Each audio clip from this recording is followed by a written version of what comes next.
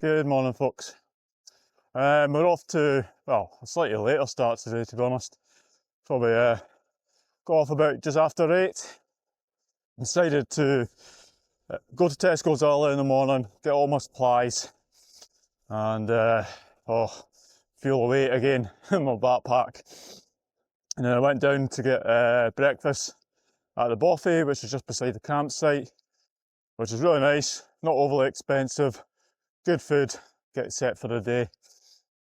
So I'm just walking past the Coire at the moment, and we'll just head along the track today towards Schoolhouse bothy, which is, I'll make it around about the 15-mile mark.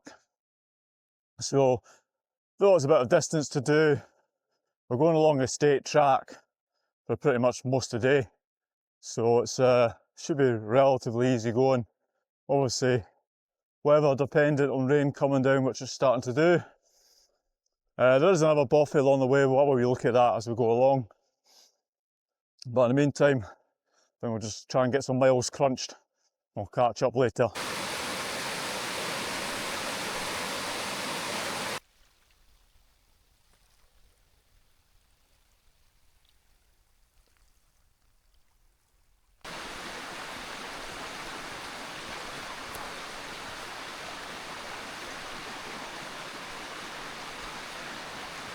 So this is certainly nice and peaceful. Once you get past the quarry side, there's far less traffic on the road.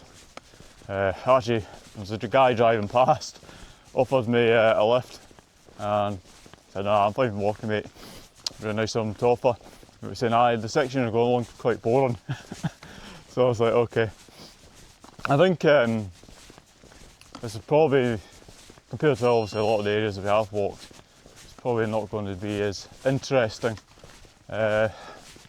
Yesterday, when I was going through the hills, especially trying to get around them, falling down trees, done myself a bit of a minor injury to my leg, just a strain. So that'll go away within the next couple of days. So being on a nice flat section for today and for a good part of tomorrow as well, certainly has been quite handy for me to trying to recuperate.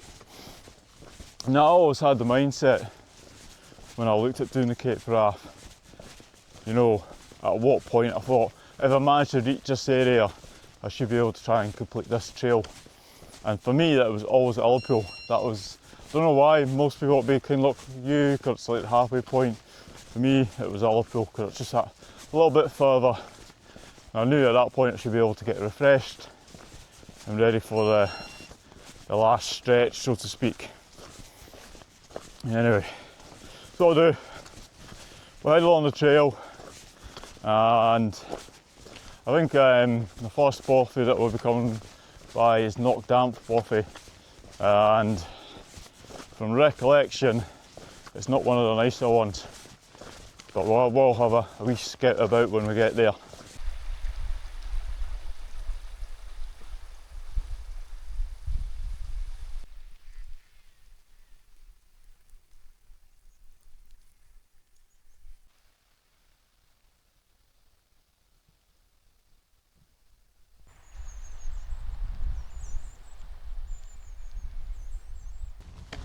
So certainly the early stage of the walk was on really good either tarmac road or state track.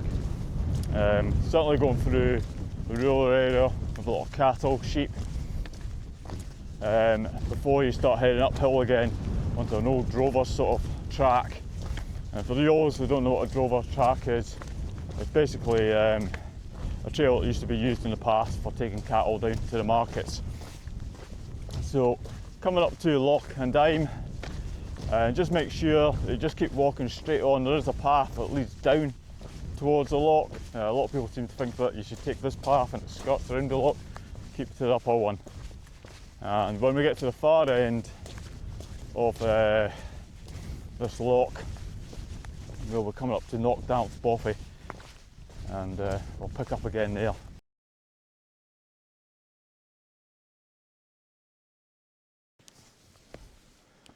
Just arrived at Knockdamph bothy. Shall we give it a knock? and see what's inside.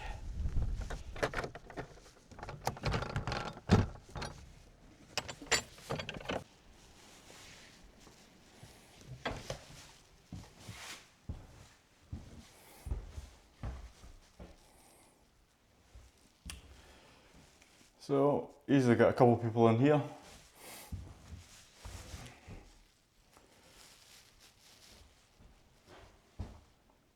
Yeah, to be honest, I mean, I actually expected it to be worse from what people were saying. I know the upstairs section is probably the worst part.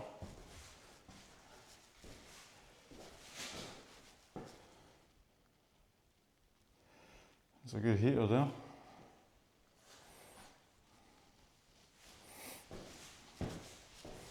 What's behind the door?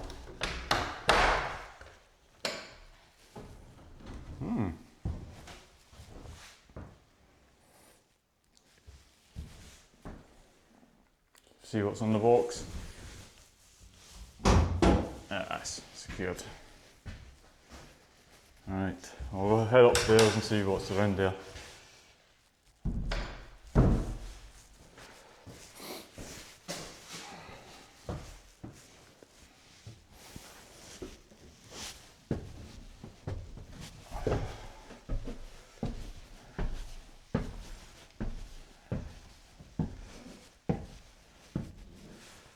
Right, so this has been redone. They've put wooden boards on these beds and done away the spring mattress, which was here before. So that's good. And I think that's your lot. Right, I'm going to get a wee break and we'll catch up a bit further down the trail. So we got to Knockdamph bothy. I think it was around about actually 12:30. So not bad going. But having reread through the book, and it's not overly surprising that most people who come past that bothy don't decide to stay, they all make their way towards Schoolhouse. So hopefully there's one other hiker in front of me, might be another two behind who are, I've seen them football and I reckon they're on the trail as well. So the sooner I get there, the sooner I can hopefully get myself a pallet and get my head down. Well, maybe not so soon, but at least get a space. Anyway, we'll pick up again once we get to Schoolhouse bothy.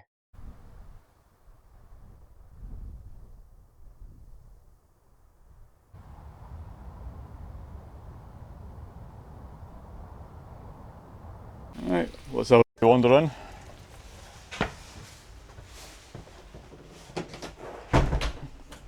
So one room is occupied at the moment, so I'm taking a small room.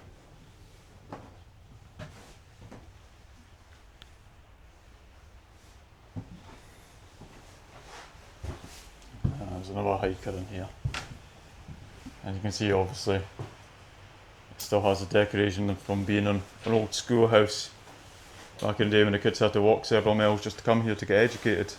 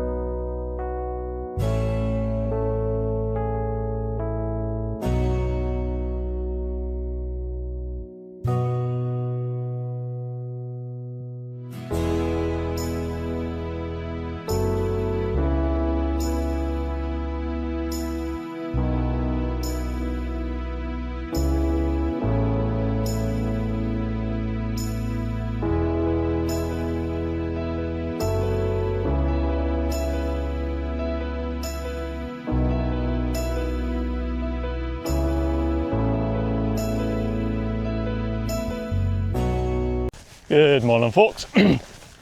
So I'm just leaving Schoolhouse Bothy. We had a very pleasant rest. There was a couple of our hikers in there last night, so I had a good chat. So we're making our way now to Oykel Bridge. Less than 5 miles, so it'll only take us about a couple of hours. There is going to be a lot of forest walking for this section, so there probably will not be much in the way of footage until we get back to, well, we'll get to Oykel Bridge and we'll take things from there. Plan today, obviously it's a bit too far to go all the way to Inchnadamph hostel, so I did break this stage down into 2 days. So as far as I can get today would be better. If I can do 15 miles, even more, that'd be grand. And then tomorrow I can have a reasonably light day.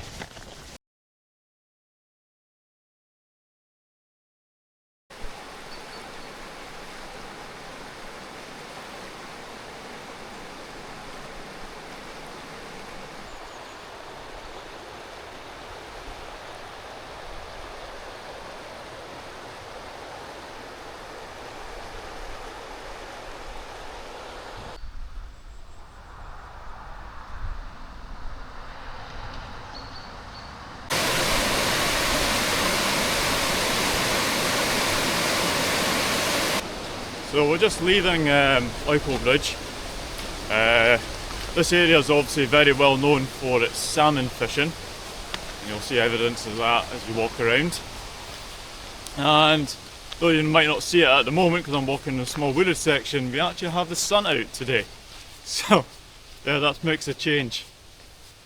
Yeah, so for the Oykel Bridge Hotel, I mean obviously this is quite early in the morning, they're not serving any food or anything like that until about midday. I think it's 12:30 they start serving food.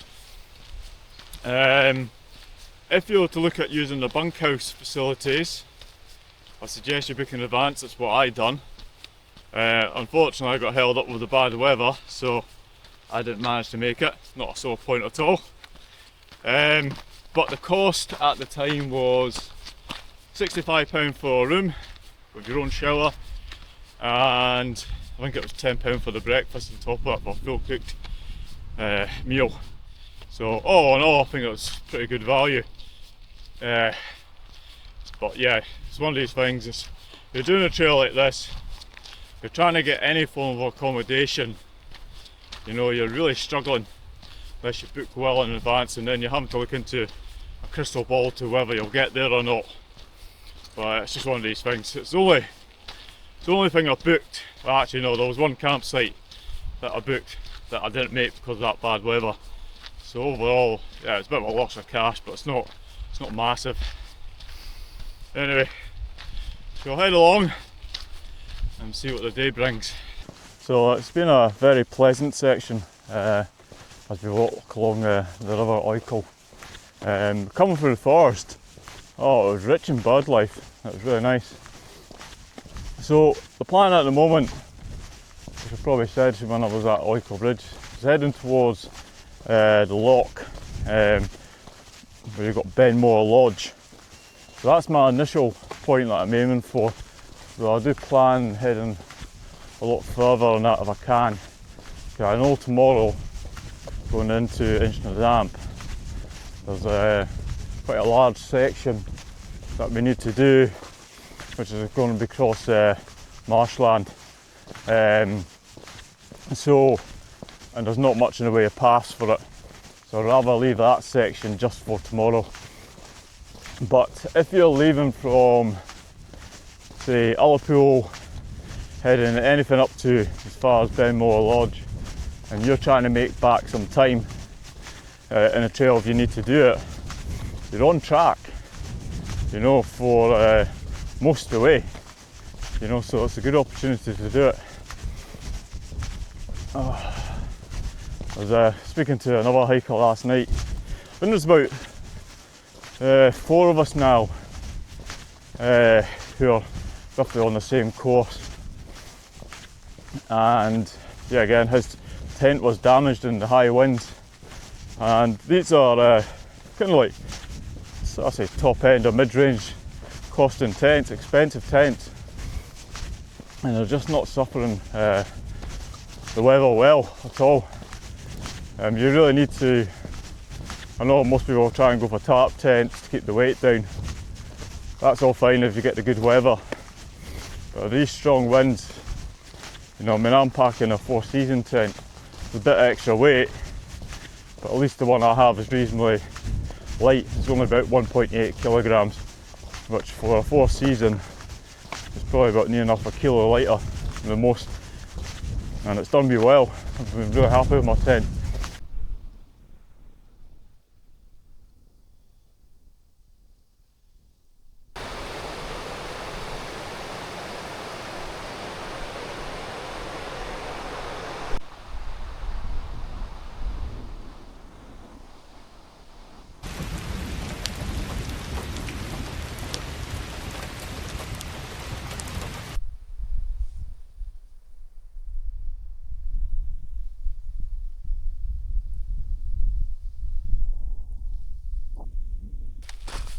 So I'm just at the northerly point of Loch. I believe that's what it's pronounced.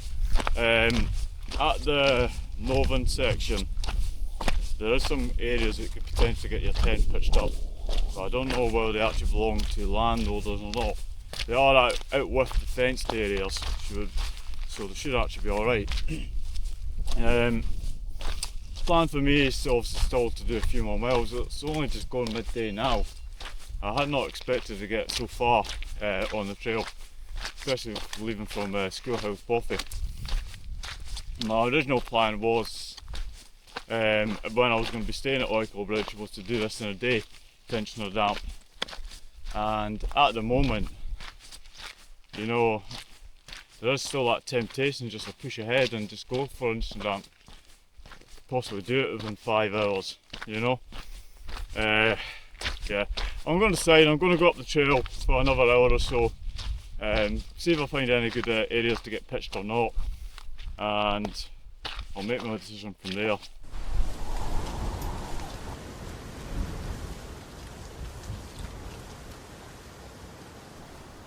So I found myself this perfect little pitch site, right at the intersection where the two rivers come together. Now this is just literally 5-minute walk from Benmore Lodge, so this should be quite easy for you to find just before you head up into the moorlands heading towards Inchnadamph. Starting to feel a little bit of heat sore on my left foot, so I think this is a good time to call it a day.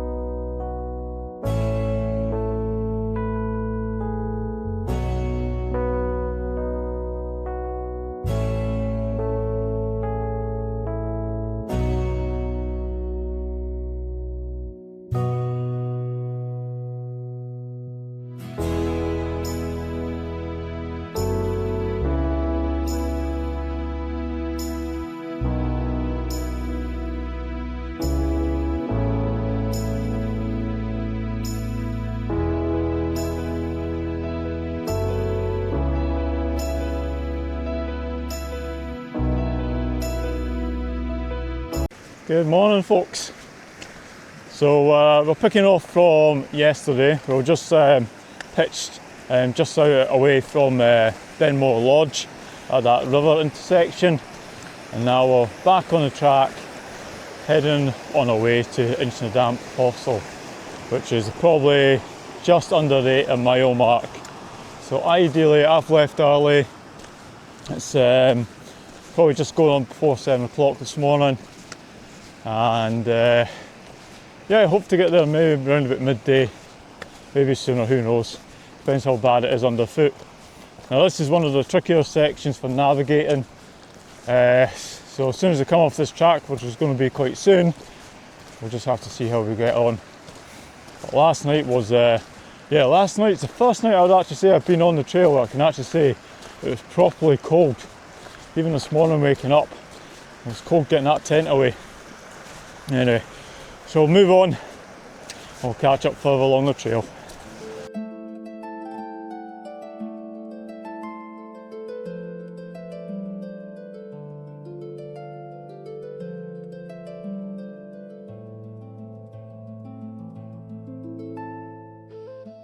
So we're just heading along the glen at the moment, heading towards the Loch we can see in front of us. Now the ground is very wet underfoot, very slidey, so unfortunately this is going to just slow you down a wee bit. Just have to be cautious. As for finding this path that a lot of people have been struggling with up until now, here how it goes. You start off on the state track, and then you go on to an ATV path, which is very saturated and overgrown at parts, so that's quite easy to lose that. Very boggy underfoot, as is all this track, very wet underfoot and very slippy. So it slows you down, and also it's quite taxing. And then eventually, once you come off that grassy ATV path, you find yourself on a single track path, which yet again is quite grassy, overgrown, but at times there are rocks along it. It is a stony path, as you say. So yeah, I mean, if you don't lose yourself on the ATV path section of it, you should find yourself onto single track. And likewise, there are some markers you could use. I mean, there are posts, wooden posts put out, and that's for the estates. People for use tying up their ponies. So if you can see them, you could probably get back on the path. There are some cairnstones, but to be honest, they're that small, you're off path, you're not going to see them. So we'll pick up again as soon as we get to the top of the Loch.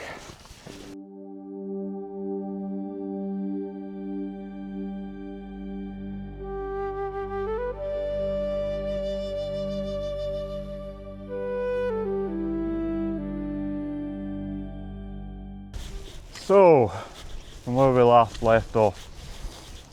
So, as you come across the river section before you attempt the Loch, it is there's no paths up until you get to the top.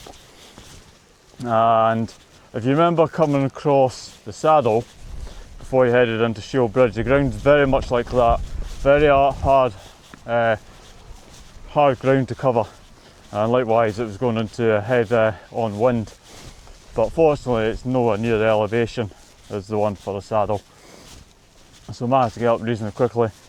Ground exceptionally wet underfoot. There's a lot of deer scat about. A few times I fell down, other times I've been knocked down by the wind. Yeah, a few bruises and a few cuts coming along there. The Loch itself, the wind was really strong. I was having to, sections have to crawl just when I was near the edge, because it just was not safe to even attempt to stand up at certain parts. But fortunately, now starting to go down onto the lower plane, and yeah, glad for that. Anyway, we'll catch up probably as we get down towards Inchnadamph.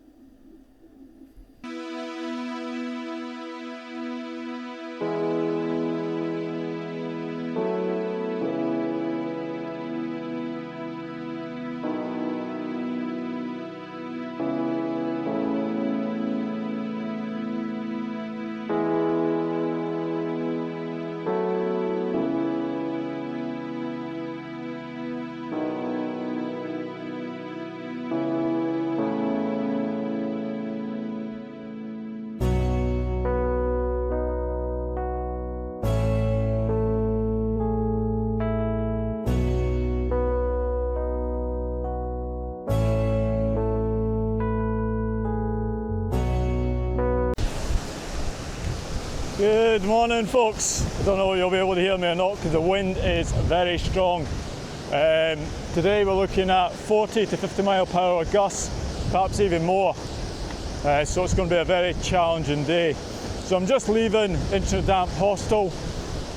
I stayed there last night. I've left some pictures for you, or videos, so you know what the place looks like. Really enjoyable stay.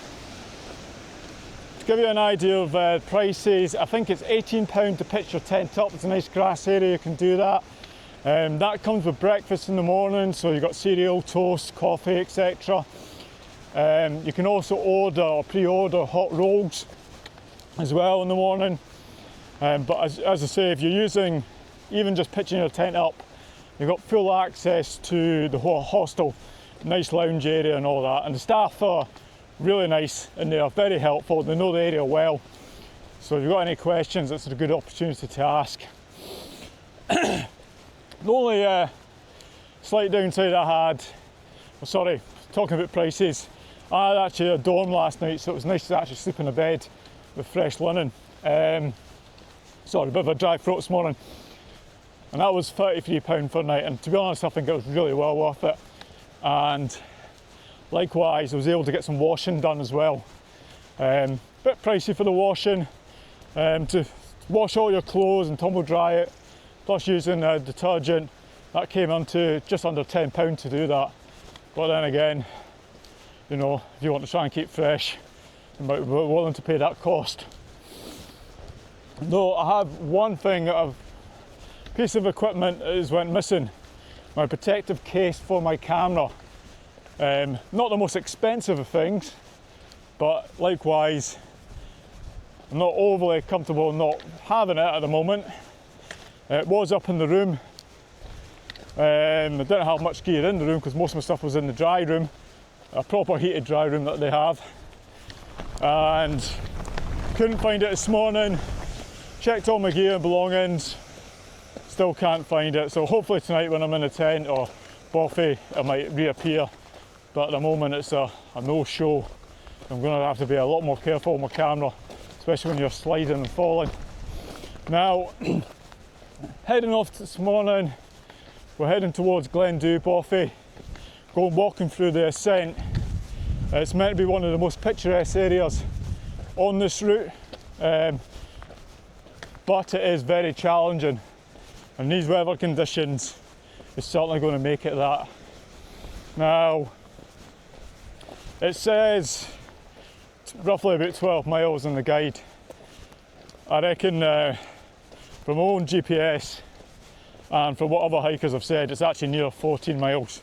So it's like all these things, you know, you just need to probably add an extra mile and a half to whatever your day's journey is to what's suggested, just in case.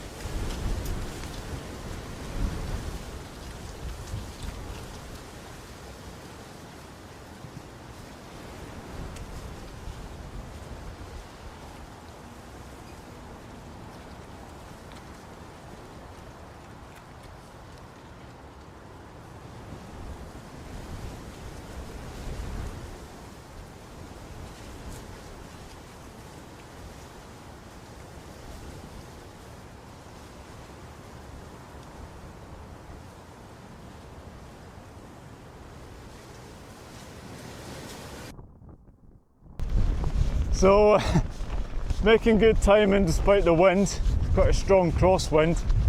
I've just got down to Loch Fleodach, Coire, and we're just now starting to make our ascent to go over the Beerlach. Trail path has actually been quite good, nice stony path for most part, obviously quite flooded in sections, but easy enough to navigate. Anyway, we'll get up onto the plateau and we'll see where we stand from there.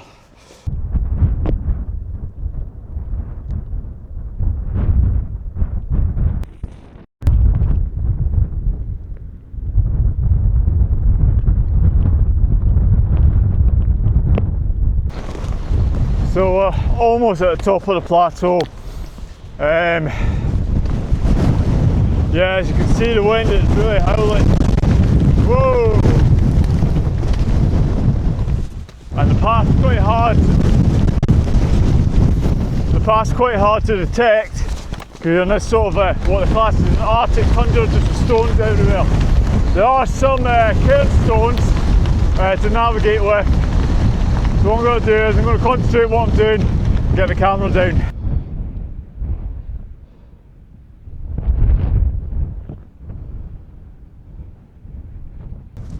Oh, it's been hard going.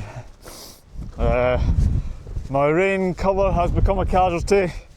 There's one too many rips in it. It wasn't the one I originally planned to take with me. The other one had like a cross grip on it that properly secure, and it was heavy material. This one just got ripped, and it was actually becoming a handicap having it on with the wind catching it, so I had to take it off. Yeah, certainly coming across the Bothies, that wind was something awful. That knocked me down on a few occasions, a few nicks and cuts from it. But fortunately, I won't say the wind's dying down, but obviously getting the drop in elevation has helped a wee bit. And also starting to come out the clag, so there's less mist, so I can actually see what I'm doing better. Anyway, morale's high despite getting this battering, but we'll push on and we'll pick up again later on.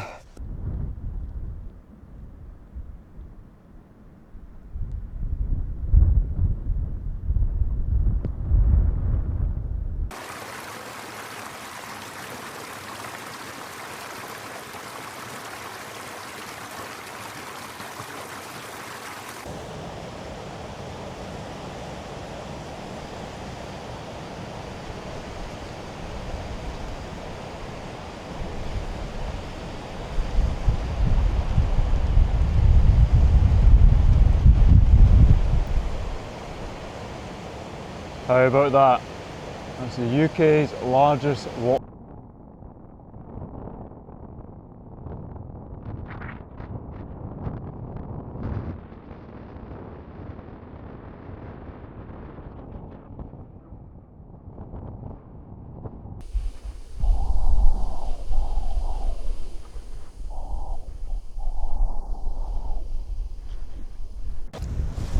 So I've just arrived at Glendhu. Now the first bothy you come to is an NBA bothy. There's a few people in it, so I'm not going to go in there and do filming, so I'll probably just attach some pictures or something to let you know what it looks like. And really I want to just push on to the Glendhu bothy. This has been one heck of a day. It's just been no let up with the bog and the trail. Probably actually one of the worst days I've actually had. The next bothy you come to, I believe that's private, owned by one of the universities or something like that. Anyway, we'll make ground. Got quite a bit of elevation to do now before descending down towards Glendhu.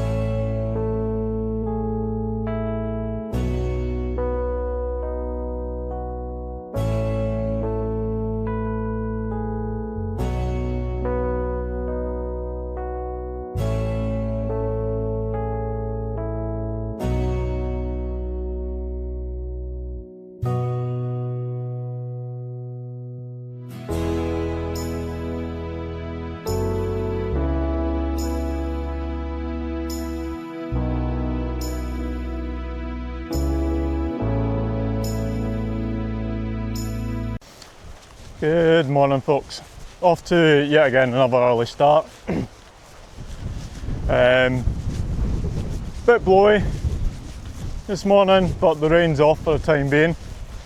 So I've left Glendhu bothy. I got in there last night and I was shattered after that hike through from Inchnadamph. That is probably the worst conditions underfoot I've had actually on the whole trail, just because it was just relentless. Don't get me wrong, it was probably actually some of the most stunning scenery as well on the trail, so it was like that bittersweet moment doing it. If I'd done that maybe during the summer months, I would have loved it probably even more. Yeah, so I got to the bothy last night and there was already a large group of people in there. Keep in mind it's a very remote bothy, it generally isn't very busy. There's a group of 8 people and they were doing a shore clean-up along the beaches. So it's a very small bothy, so I didn't really do any filming in it because there was people in it. And yeah, it was just a nice crowd of people though. Just to explain the bothy, I'll put some pictures up of it anyway, but there's the lower 2 rooms. One's got a fireplace.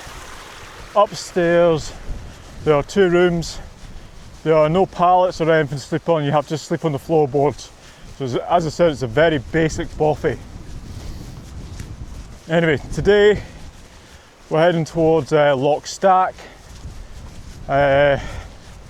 Says 12 miles in the guides, same for the GPS, roughly about the same.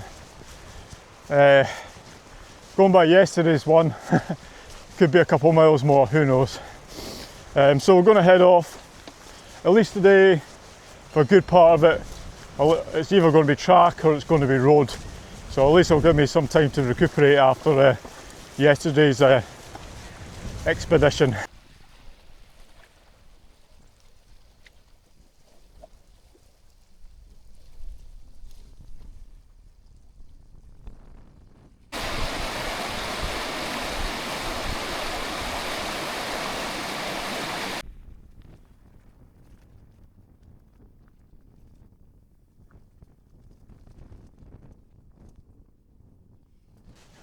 Well, this is certainly turning out to be, so far, a more relaxing day.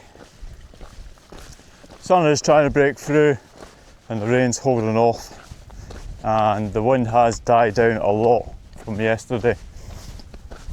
I gotta admit, this is the first day I would say I've actually woken up on the trail and I've absolutely felt completely shattered. You know, most days you're ready and raring to go as soon as it's the first light, but yeah, today's been a hard start. I think it's probably normal, to be honest. I mean, you've been trekking for so long, your body can take so much, and I think it just says at a certain point, right, enough's enough. So fortunately today's going to be a shorter day. I'll pitch up early. Now this will probably be my last wild camp. It's the reason why I've chosen a particular pitch site along Loch Stack. It's meant to be quite nice. Thereafter, Kinlochbervie, I've got a B&B, and then from Kinlochbervie, plan is to head out to the bothy, which is near Cape Wrath, and try and stay there the night before making the last approach towards the Cape Wrath in the morning. So, finished today. Got a small trek into Reconic.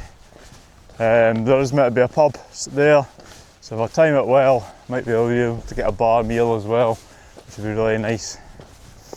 Anyway, a little bit less talking, a bit more walking.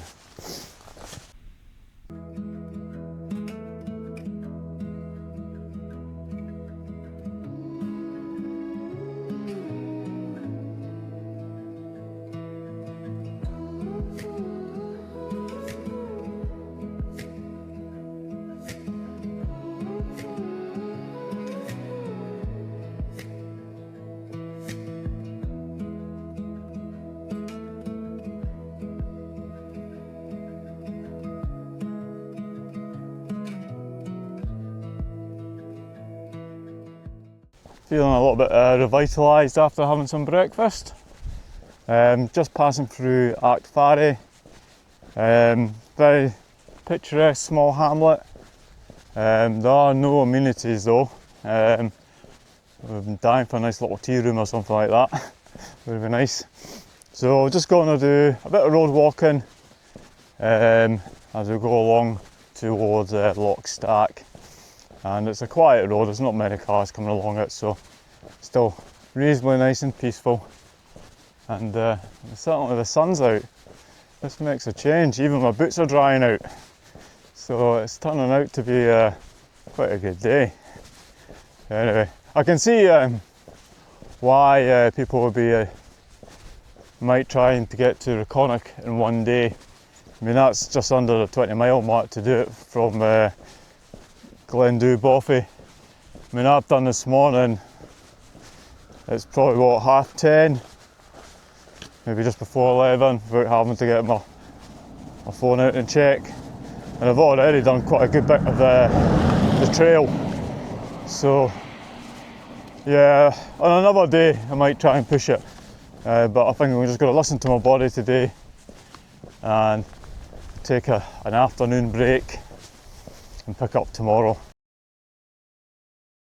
So I'm just at the northern end of Loch Stack.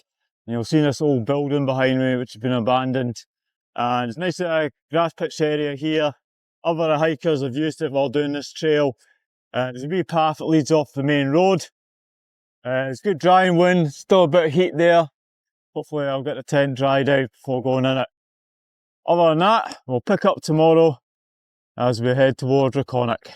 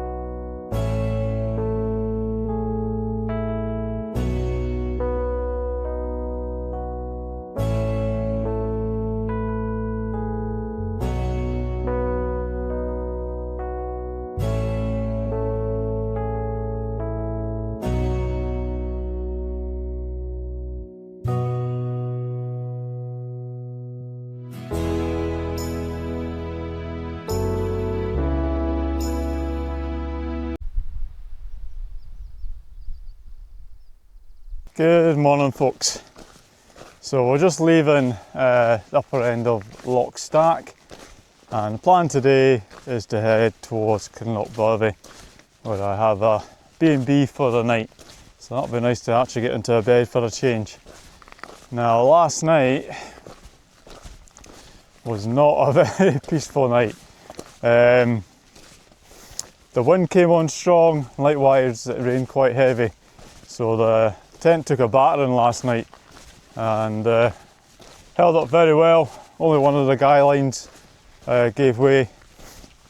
But on top of that, the unexpected thing, right by the tent, a stag decided it was going to set up shop beside me during the course of the night.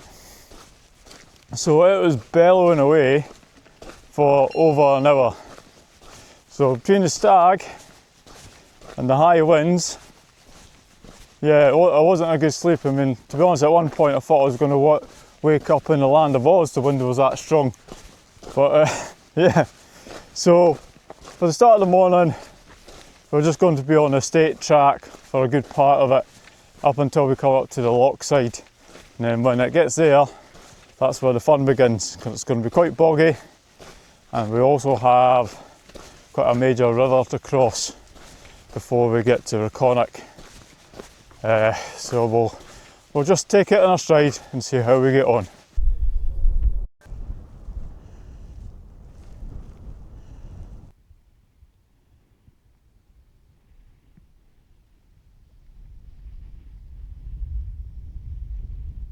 So we're just going to be leaving the state track, and basically we're just taking a direct line towards where the loch is. I said there's no pass for this section. All you do is get roughly a grid reference from the guide that indicates where you split off.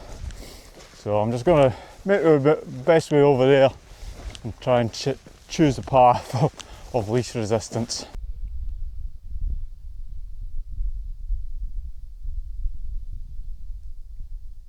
So we've managed to cross over to the loch. I did find a trail path halfway along, leading to where I am now. So I don't know, maybe I walked up the road a little bit further, I might have picked up this path.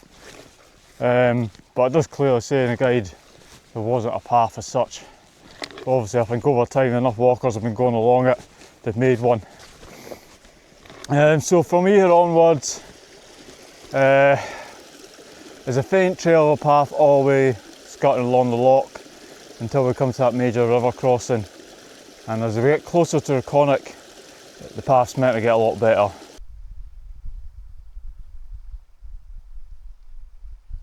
So we're just at the mouth of the river, and yeah, again you can obviously see it's in spate. I think normally you probably could cross here, but it's yeah, it's going to be quite hard going to wade through that current. So I'm going to do what the guidebook recommends and just head further up the stream where I can see it narrows and cross there.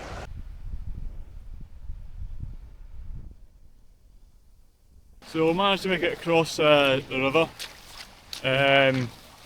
Because it was in spate, it really didn't seem to matter where I crossed.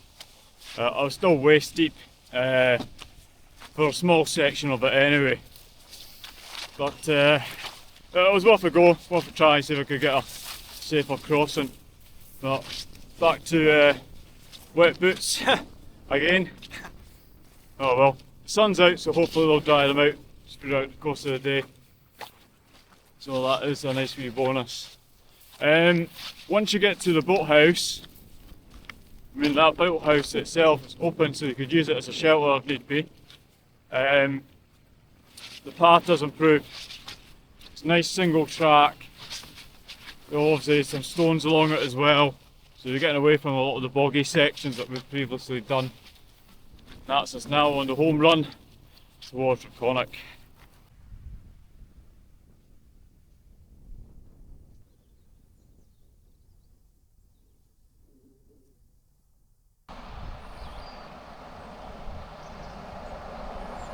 So just leaving London stores.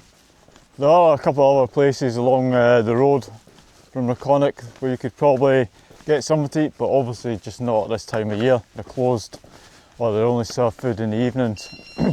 Or for paying customers, or maybe getting breakfast in the morning. It's the same with the Connacht Hotel. They do breakfast and they do evening meals. It seems to be quite a common thing further you go north, that they only do breakfast and late meals, no lunches for whatever reason. So we're going to head on to Kinlochbervie. The store itself, for such a small store, it's very well kitted out. Probably have about everything you could probably imagine that you require.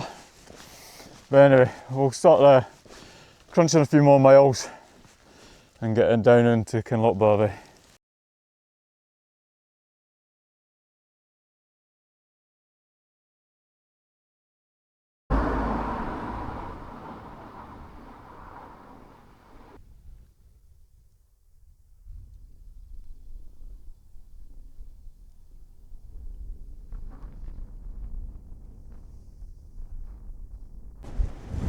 So I'm just down by the harbour, and if you go in the door immediately to your left hand side, you'll see there's actually a sign for shower and laundry, and there's toilets as well. The toilets I think are open 24 hours a day according to one of the signs, so I don't know if that applies to the showers as well, but I'd imagine during the day you'll be able to use these facilities.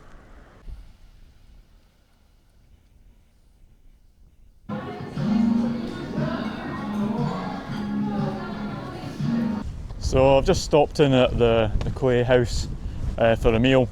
When you go in there, it looks pretty plush, but the staff are really nice, and the food's actually, it's actually reasonably valued. It's pretty much sort of town prices. It's nothing excessive like some of the places I've been so far. Probably actually say that's the best meal I've actually had on this trail. And quite a lot of people who do the Cape Wrath Trail rave about this place. So it wasn't where I was initially going to go, but I'm glad I did. So I'm going to head up back to the junction, and there's a spa shop there, so you can get resupplied as well.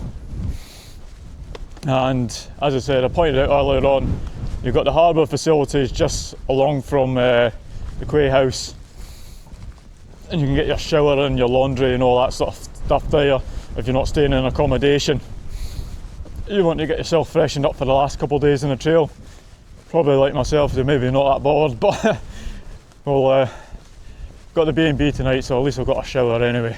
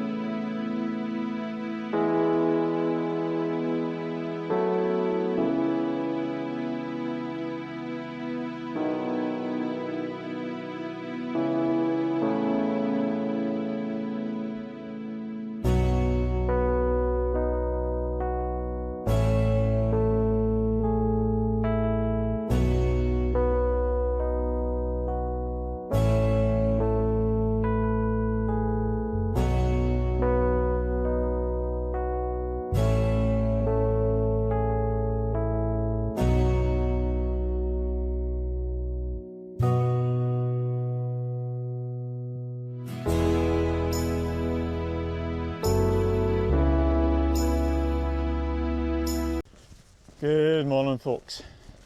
So I'm just on the outskirts of Kinlochbervie at the moment, and I am taking the coastal approach, going by the road to get to Sandwood Bay. Part of the reason is I just love the coast, so this is a section I was actually looking forward to doing. Very cold this morning. This is quite strange. I've done all this walking, all these trails, and this is the first day I've actually probably found it to be really quite cold. Mixed weather today, maybe light showers, some sun, and obviously the wind will be playing up. So we'll make our way down to Sandwood. Probably don't know how much there'll be actually to film on this section.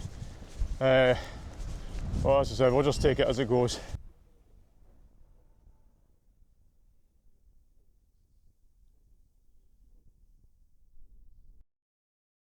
So have you just seen that sign before?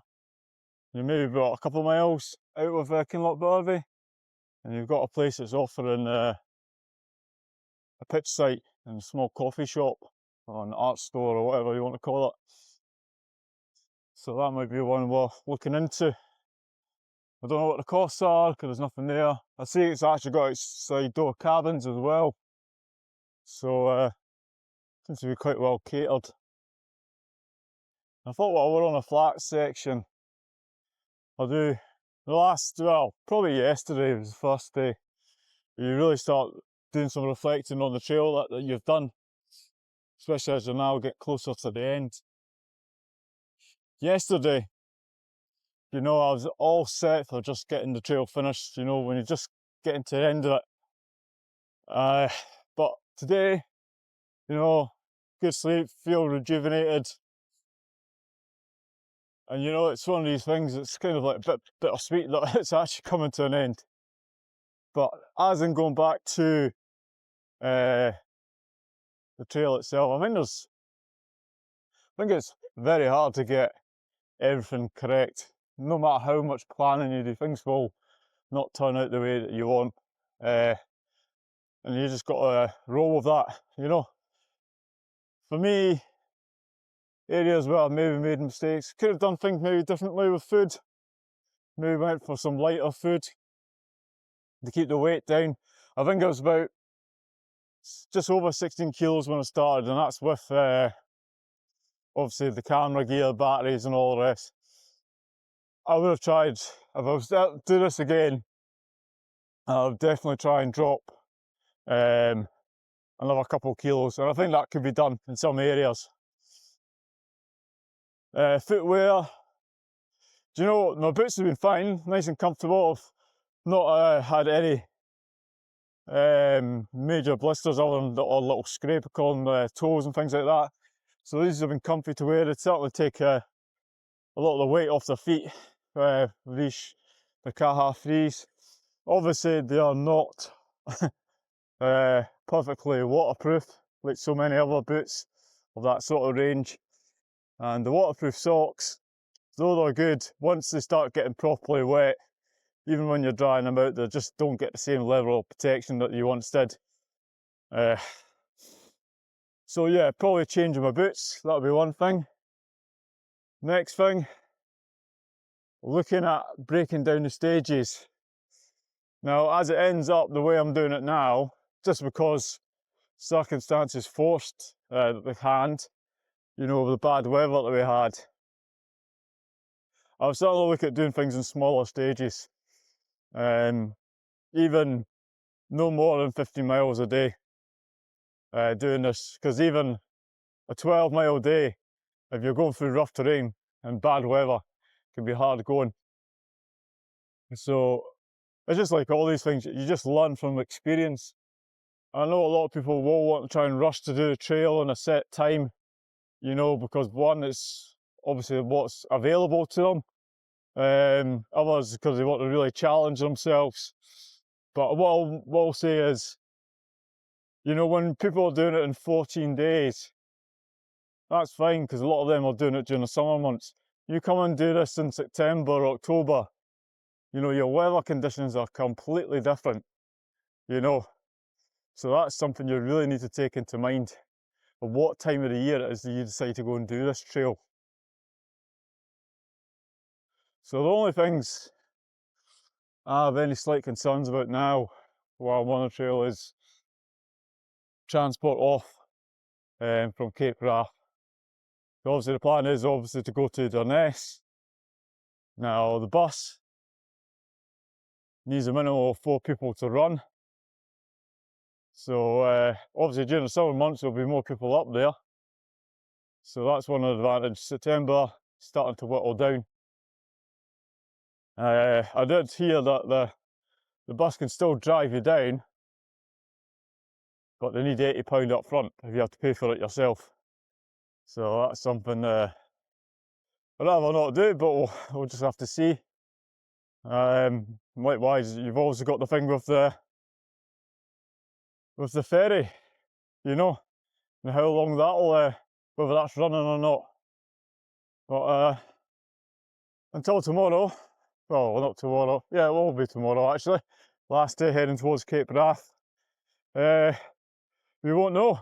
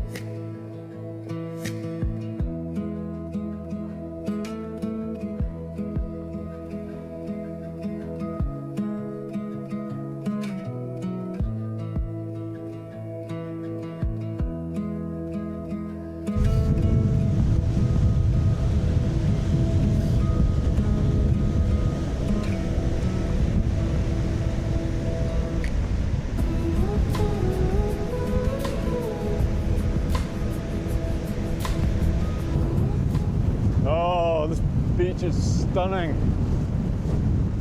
The sun's out as well, at least for the time being. Still a lot of rain clouds about, but I'll take it. So a nice wee walk along the beach, and think we'll proceed towards the bothy, and it should hopefully be just a short walk in tomorrow to the lighthouse. You can make out the lighthouse just go looking along the coast, just. But on the GoPro camera, oh sorry, not the GoPro, my action camera will just not, will not show it. As for getting your tent pitched up, as it says in the guide, come down, the first thing you'll see is them old buildings. So the wind's really strong, you could use that for shelter. But even behind the dunes, there's lots of nice wee green patched areas you can get pitched up. And I believe as we walk along towards the river section that we need to cross, there's meant to be more around that area as well. So, as I say, you'll not find it hard to get somewhere to get pitched. Anyway, we'll move on a bit, try and get out of this wind.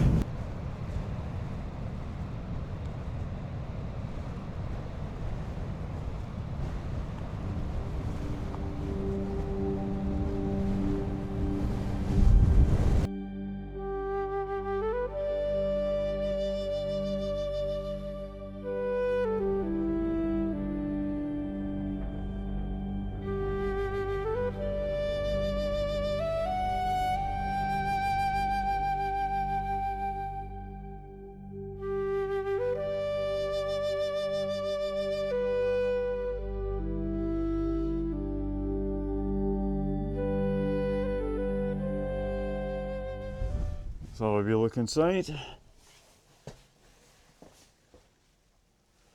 so your first room is locked off, so that's going to limit your areas for sleeping straight away. Now this bothy used to belong, well, I didn't say belong to, there was a hermit who stayed here by the name of Sandy, and he was very well known by locals in the area. And he would have to travel all the way into Kinlochbervie to the post office to get his money for his pension, go down to London stores for his food. He's known also for his, I believe that must be the gentleman there.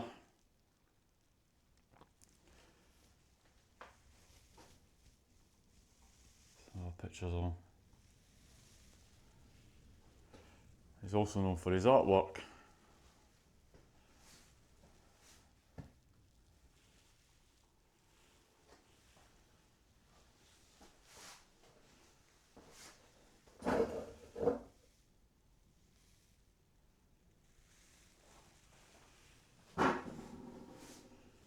Mind me kicking things accidentally.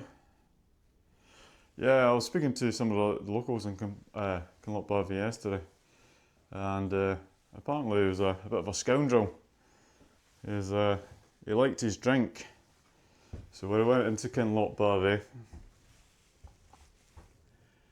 you go there for a couple of nights, as we would say, on the lash, drinking, and stay in one of the old abandoned fishing huts, and meet up with one of his friends. And he, yeah, the old term for it was he was a little bit of a tea leaf as well. And for those who don't know what a tea leaf is, he was a bit of a thief. So he got charged on a couple of occasions for stealing. So that's another side of the story you generally don't hear about this man. Right, so I now need to decide whether I want to stay here or make my way to Kearvaig, because it's only going midday. There are some jackets up in that room, but I don't know if anyone's actually staying there or not.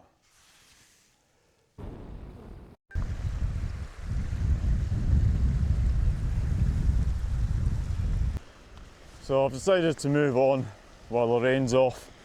The section we're going on to is, you know, there's pretty much pathless, so we're just going to have to make your best way across. At the bothy, to be honest, I don't really like the bothy. There are plenty of sort of green areas that you can get your tent pitched up, so that's an alternative. So while I head to Kearvaig, I have no idea where I'm going to get my tent pitched other than near where the lighthouse is. We'll just have to see. Anyway, we shall try and make some headway. More sort of peatland that we've got to go through.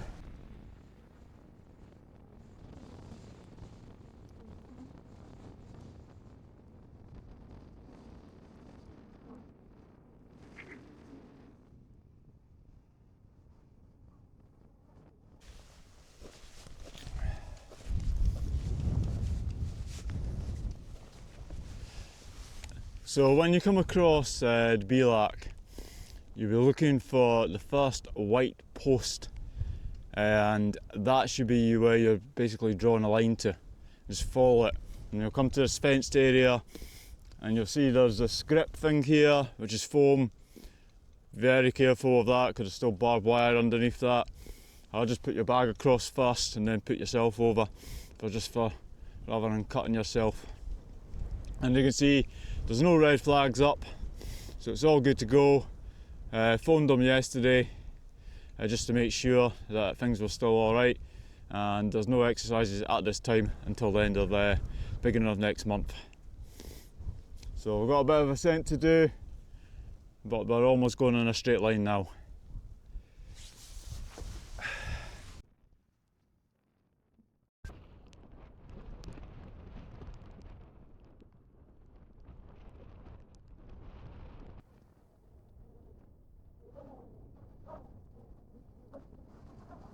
So it's just gone on about 3 o'clock. I've walked through the Bog of Despair, almost got through without getting my feet wet, just on the last hurdle, lack of concentration, and before I knew it I was knee deep. I've got the tent pitched up here. I'm not going all the way up to Kearvaig. 2 reasons. One, I'm not too sure where I'm going to be able to get pitch. I know I can get pitch near the lighthouse, but that'll be rather exposed. So I'm down here at the moment. Just as you come off from the hills, before you actually go into the track, there's this sort of bend in the river, and this is where I've got my tent pitched. As I said, it's completely reasonably well sheltered. Likewise, the other reason I'm not going up to the lighthouse today is there's no transport running because it's a Sunday. So it means tomorrow I've only got a short walk in, get some breakfast, get to spend some time up at the lighthouse without being in a rush, and then it will be hopefully on my travels. So I'll pick up again tomorrow, hopefully on the final stage or the final day of the Kearvaig.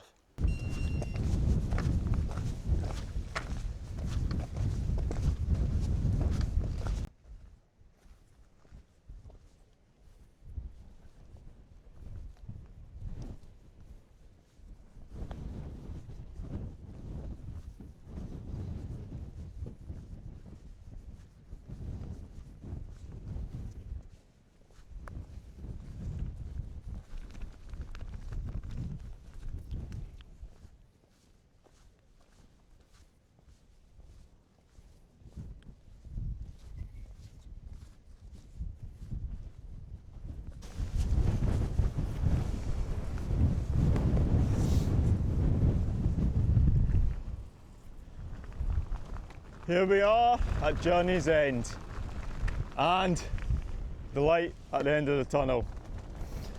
It has been an adventure and I've thoroughly enjoyed it. I'm really glad that you could bear with me going through the ups and downs, all puns intended. This is the UK's hardest trail. All I can say is for myself, it's the most challenging one I've done up to date, and it's one that's certainly deserving of respect. I must apologise, it is a little bit on the gusty side. So I hope you've taken something away from this video that maybe helps you towards planning your own trail. If you have any questions, please feel free to leave comments down below and I'll do my best to answer them. The only other things you really need to take into account is the transport off the island, which I'll add onto this video. But I'd say, if you've liked the video, please leave a comment, or more importantly, if you could subscribe to the channel, that would also be much appreciated. It just helps me get out there and make obviously more content. I think what I'll do is I'll leave you with a wee passage from the Cicerone guidebook from what Ian Harper's done, and I think it really sums up this trail and how you'll probably be feeling when you come to the end of it.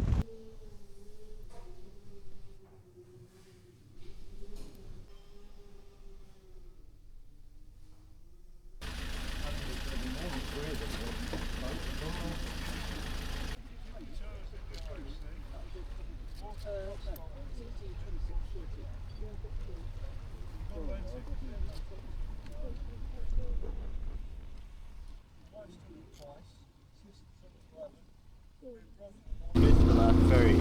Did you? Yeah. Oh man. Yeah, my train was delayed, so luckily someone had reserved it for the 5:30 one. Right. They crossed 4 times. Probably not 4 times, maybe a second time.